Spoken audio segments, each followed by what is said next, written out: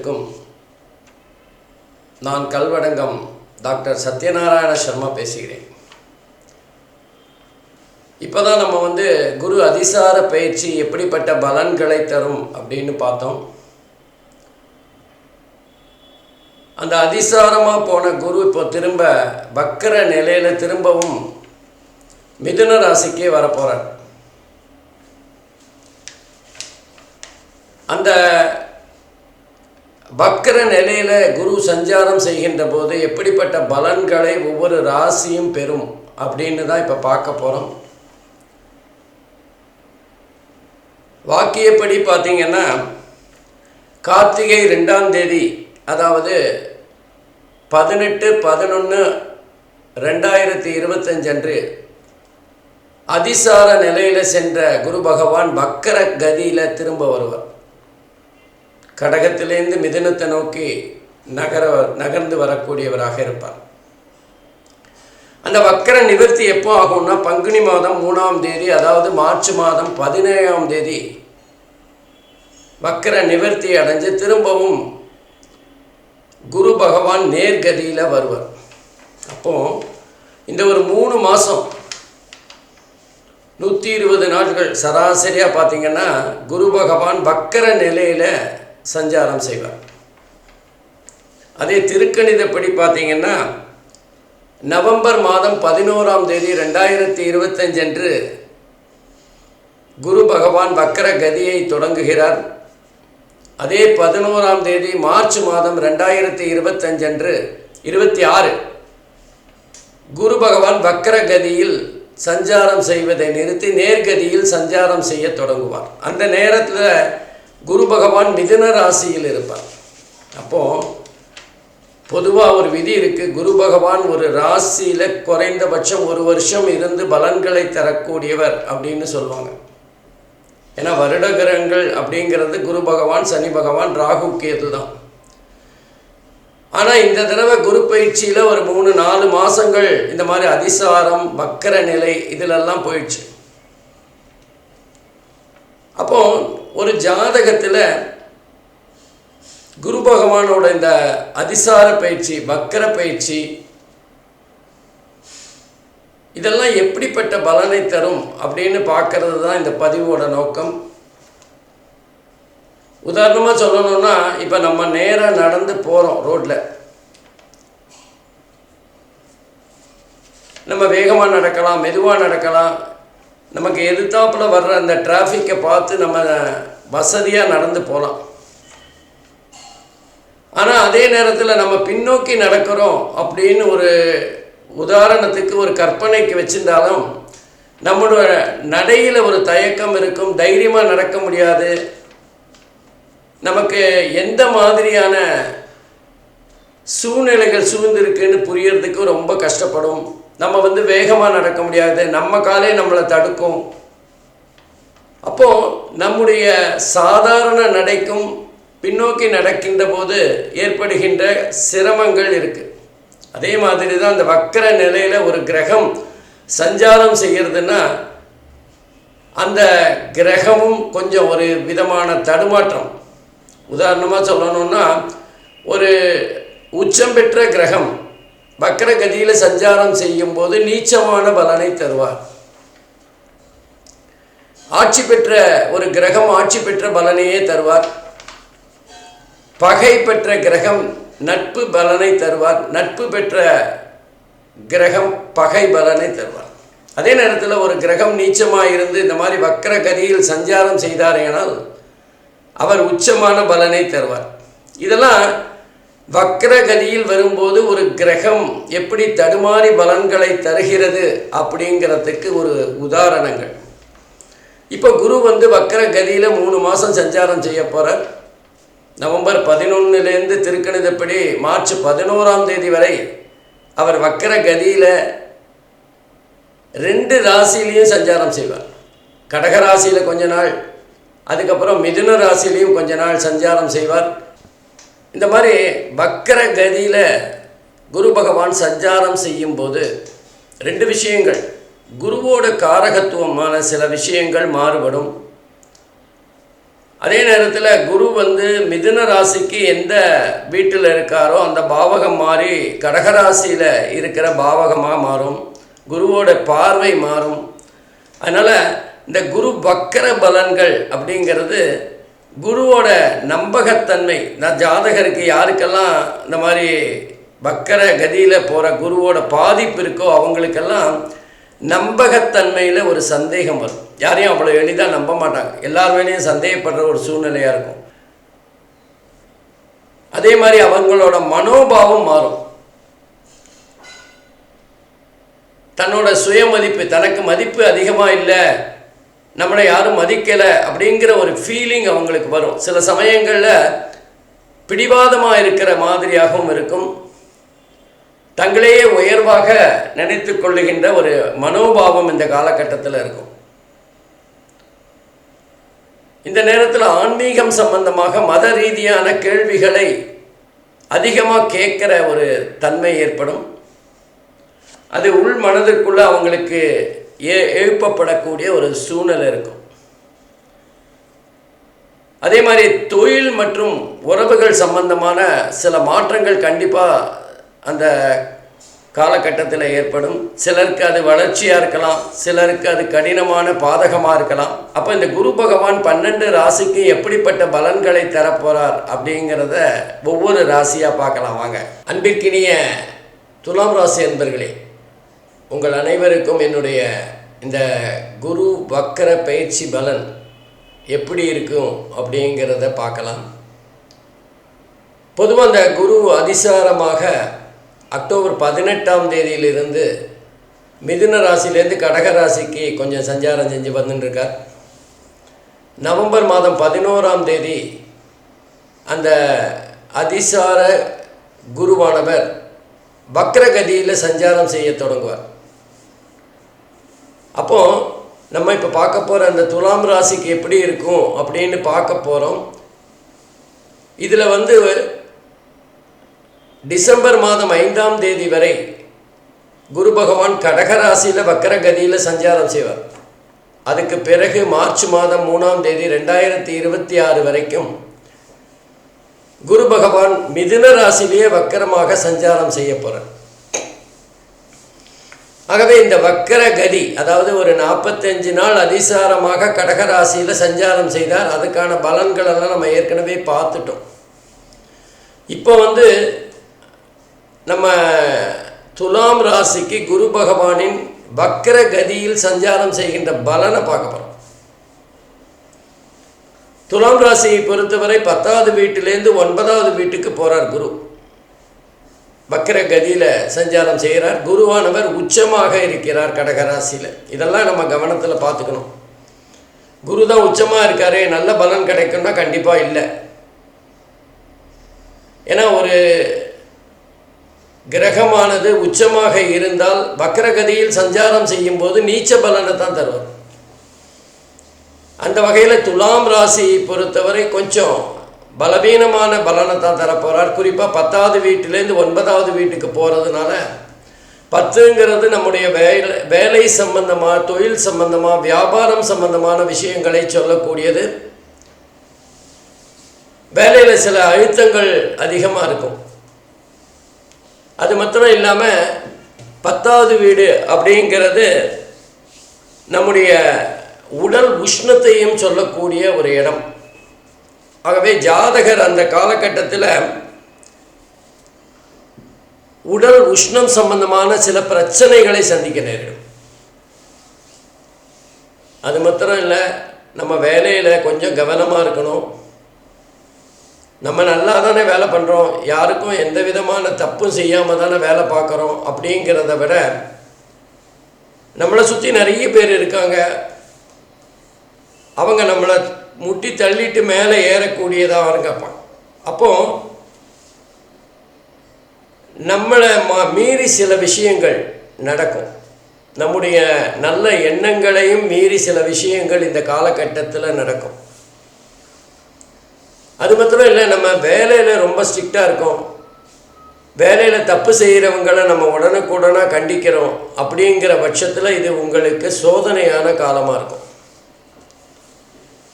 உங்களால் பாதிக்கப்பட்டவங்க உங்களுக்கு எதிராக திரும்புகின்ற ஒரு காலகட்டமாக இருக்கும். இன்னும் சொல்லப்போனால் உங்களுடைய திறமையும் தாண்டி உங்களை சுய பரிசோதனை செய்ய வேண்டிய ஒரு காலகட்டம் இது. கொஞ்சம் கவனமாக இருக்கணும். நம்ம பணத்தை எங்கே கையாளும் போது கூட ரொம்ப கவனமாக இருக்கணும். அதுவும் அலுவலகத்தில் அலுவலக பணத்தை நம்ம கையாளுகின்ற போது ரொம்ப ரொம்ப கவனமாக இருக்கணும். நம்ம பண விஷயத்தில் ஏதாவது தீங்குகள் வரக்கூடிய வாய்ப்புகள் இருக்குது. 9வது வீடுங்கிறது பாக்கியஸ்தானம், 10வது வீடுங்கிறது ஜீவனஸ்தானம். அந்த பாக்கியஸ்தானத்தில் பாதிப்பு ஏற்படுகின்ற வகையில் சில சங்கடங்கள் வரக்கூடிய வாய்ப்புகள் இருக்குது. நம்முடைய கவனம் என்பது நம்மளுடைய திறமையை சில சமயங்களில் சோதிக்கக்கூடியதாக இருக்கும். ஆகவே இந்த காலகட்டத்தில் துலாம் ராசிக்காரர்கள் வேலை செய்கிற இடத்துல ரொம்ப கவனமாக இருக்கணும். நம்ம வீடு கட்டுறோம், கல்யாணம் பண்ணுறோம், இந்த மாதிரி ஏதாவது செலவுகள், அதிகமான செலவுகள் செய்கிற இடத்துல அந்த பணம் கொடுக்கல் வாங்கல் போன்ற விஷயங்களில் ரொம்ப கவனமாக இருக்கணும். ஏமாறக்கூடிய வாய்ப்புகள் இருக்குது.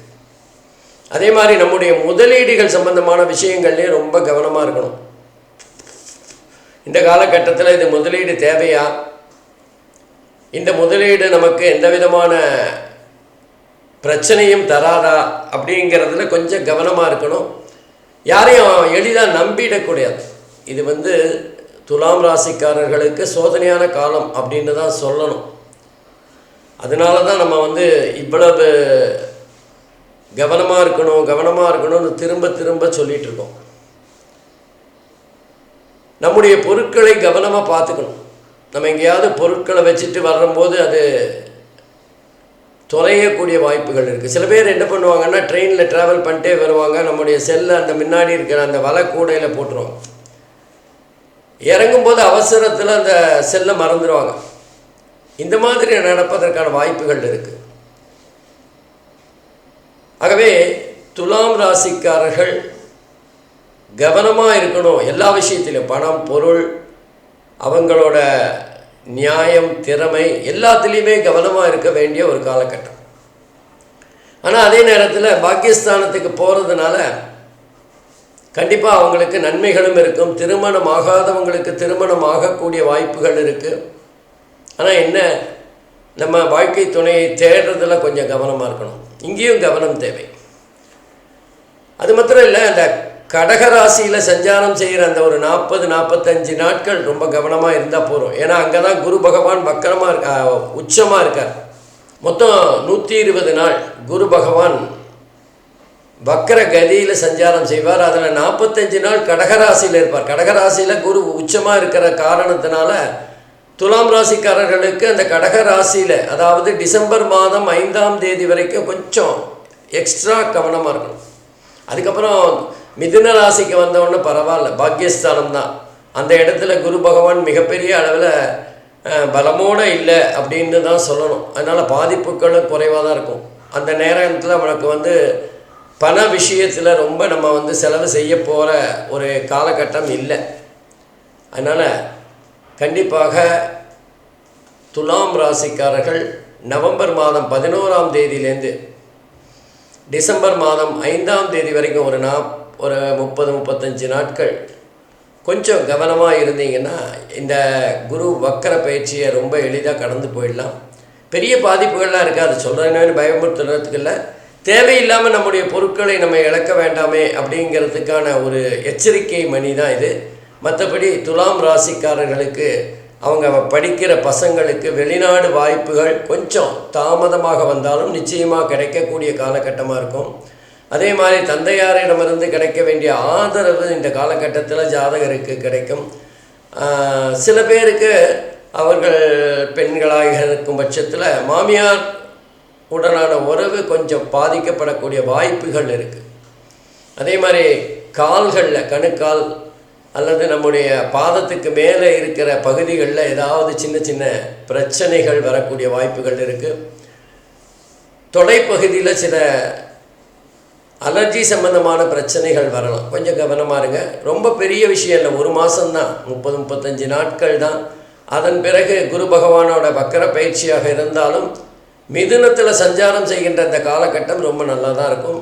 அதனால் துலாம் ராசியை பொறுத்தவரை இது ஒரு கலப்படமான எச்சரிக்கை மற்றும் சிறப்பான பலன்களை கலந்து தரப்போகிற ஒரு காலகட்டம் அப்படின்னு தான் சொல்லணும். நன்றி, வணக்கம். அன்பிற்கினிய விருச்சிக ராசி என்பர்களே, இப்போ நம்ம குரு அதிசாரமாக பயிற்சியாகி அதிலிருந்து வக்கர பயிற்சியாக போகிறார். அந்த வக்கர பயிற்சி குரு எப்படிப்பட்ட பலன்களை விருச்சிக ராசிக்கு தரப்போகிறார் அப்படிங்கிறத தான் பார்க்க போகிறோம். பொதுவாக குரு பகவானை பொறுத்தவரை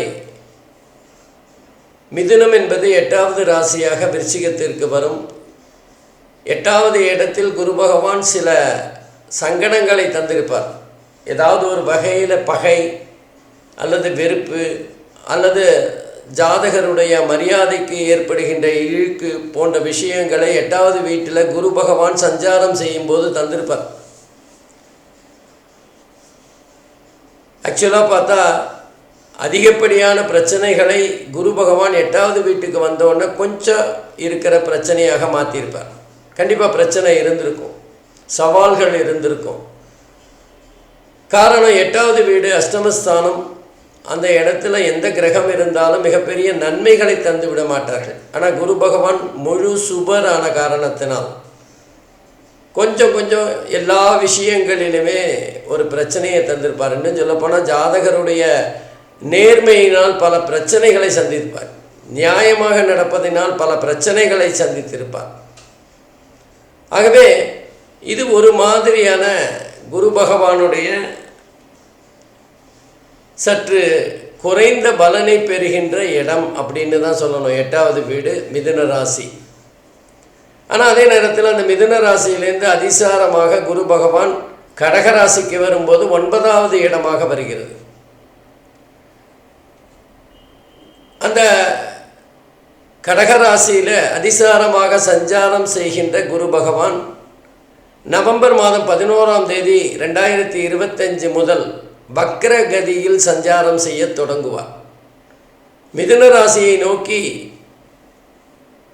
பின்னோக்கி செல்லுகின்ற ஒரு சூழ்நிலை ஏற்படும்.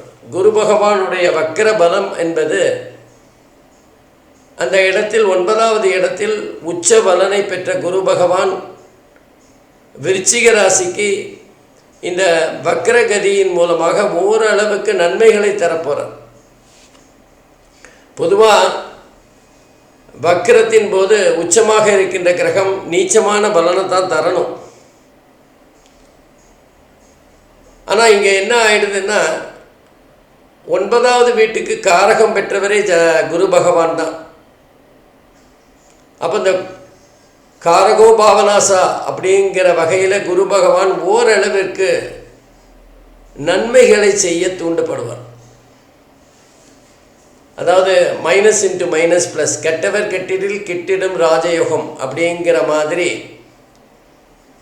விருச்சிக ராசியை பொறுத்தவரை கடகராசியில் வக்கரமாக அதுவும் உச்ச நிலையில் சஞ்சாரம் செய்கின்ற குரு பகவான் ஒரு 40-50% ஜாதகருக்கு நன்மைகளை தரப்போகிறார். நிறைய பேர் இது ரொம்ப மோசமாக இருக்கும் அப்படின்லாம் பார்த்துருப்பாங்க. கண்டிப்பாக அப்படியெல்லாம் இல்லை, கலப்படமான பதில் தான், பலன்கள் தான். ஏன்னா உச்ச கதியில் இருக்கிற அந்த குரு பகவான் அவரே அந்த 9வது வீட்டுக்கு காரகம் பெற்ற காரணத்தினால் ஓரளவிற்கு அவர் பாக்கியஸ்தானத்தில் கை வைக்காமல் ஜாதகருடைய பூர்வ புண்ணியஸ்தானத்தின் மூலமாக நன்மைகள் சிலவற்றை செய்வார். இப்போ படிக்கிற மாணவர்கள் நம்ம வெளிநாட்டில் போய் படிக்கணும் அப்படின்னு ஒரு கனவு வச்சுருப்பாங்க. மிகப்பெரிய கனவாக அவங்களுக்கு இருக்கும். அவங்களுடைய வசதி வாய்ப்புகளை பார்த்தவரை மிகப்பெரிய கனவாக இருக்கும்.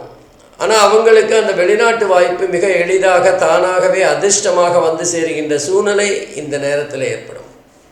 கஷ்டம்தானே வரும், ஆனால் அது வெளிநாடு செல்லுகின்ற போது அந்த கஷ்டம் மறைகின்ற ஒரு சூழ்நிலையை பார்க்கலாம்.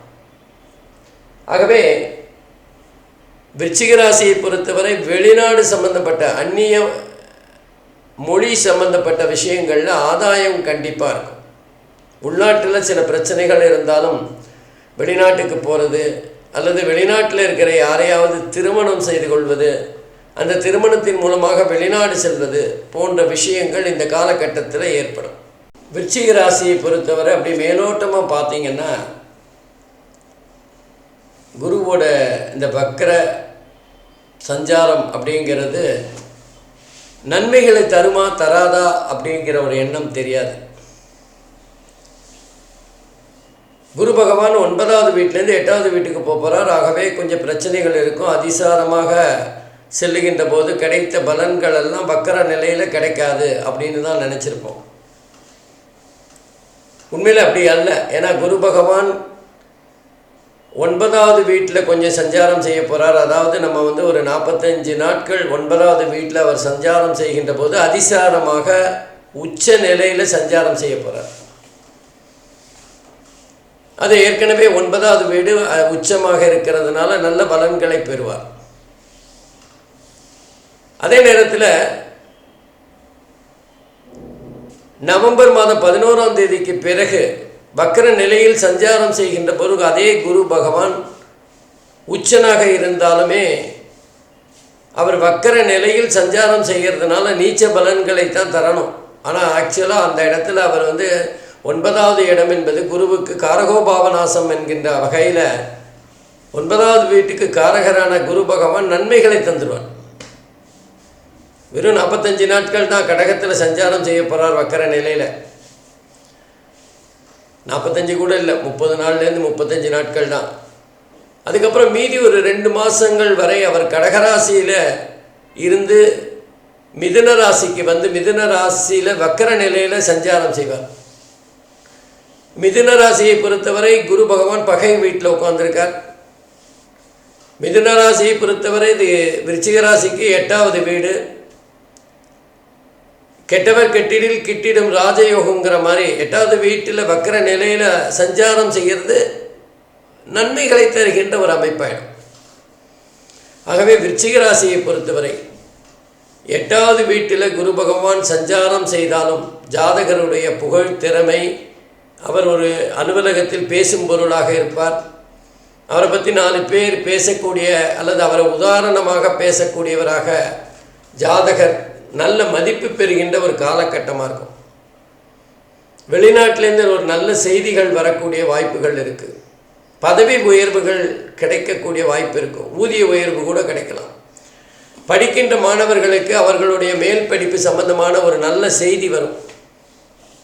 நம்ம உள்நாட்டில் படிக்கிறதா வெளிநாட்டில் படிக்கிறதான்னு குழப்பத்தில் இருக்கும்போது வெளிநாட்டிலேருந்து ஸ்காலர்ஷிப்போட ஒரு அட்மிஷன் கிடைச்சா எவ்வளோ சந்தோஷமாக இருக்கும். ஆகவே இந்த காலகட்டம் என்பது விருச்சிக ராசியை பொறுத்தவரை மிக அற்புதமாகத்தான் இருக்க போகிறது. கஷ்டப்படுற மாதிரி ஒரு சூழ்நிலை இருந்தாலும் நன்மைகள் பல இருக்கும். இன்னும் சொல்லப்போனால் சின்ன சின்ன கஷ்டங்கள் மூலமாக பெரிய லாபங்களை பெறுகின்ற ஒரு காலகட்டமாக இருக்கும். சின்ன கல் பெத்த லாபம்னு சொல்லுவாங்களே, அந்த மாதிரி சின்ன சின்ன பிரச்சனைகள் மிகப்பெரிய லாபத்தை விருச்சிக ராசி என்பவர்களுக்கு தரப்போகிறது. இன்னும் குறிப்பாக சொல்லணும்னா திருமணத்துக்காக காத்துட்டு இருக்கிறவங்களுக்கு திருமணம் நடக்கும். காதல் திருமணத்தை வீட்டில் ஏற்றுப்பாங்களா ஏற்றுக்க மாட்டாங்களான்னு ஒரு கவலையில் இருந்திருப்பாங்க.